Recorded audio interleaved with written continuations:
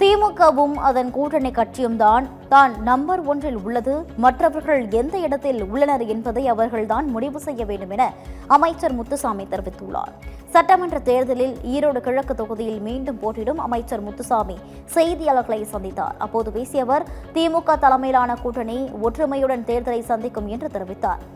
கடந்த 5 ஆண்டுகளில் திமுக அரசு செயல்படுத்திய மகளிர் மற்றும் குழந்தைகளுக்கான நலத்திட்டங்கள் மக்களிடையே பெரும் வரவேற்பை பெற்றுள்ளதால் வெற்றி நிச்சயம் என்றும் கூறினார்.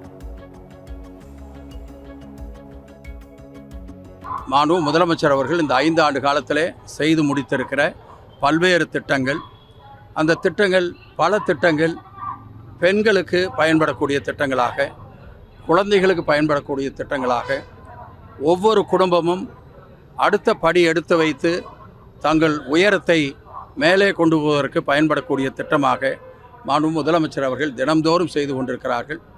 எனவே அப்படிப்பட்ட முதலமைச்சர் அவர்களுடைய திட்டங்கள் இன்றைக்கு மக்களிடத்தில் மிகப்பெரிய வரவேற்பை பெற்றிருக்கிறது. எனவேதான் கண்டிப்பாக திமுக வெற்றி பெறும் என்ற அந்த நம்பிக்கையை நாங்கள் போகிற இடத்திலே மக்கள் சொல்லுகிறார்கள். திமுக நம்பர் 1 இருக்கிறது, அவ்வளோதான் சொல்ல முடியும். திமுக கூட்டணி நம்பர் 1 இருக்கிறது.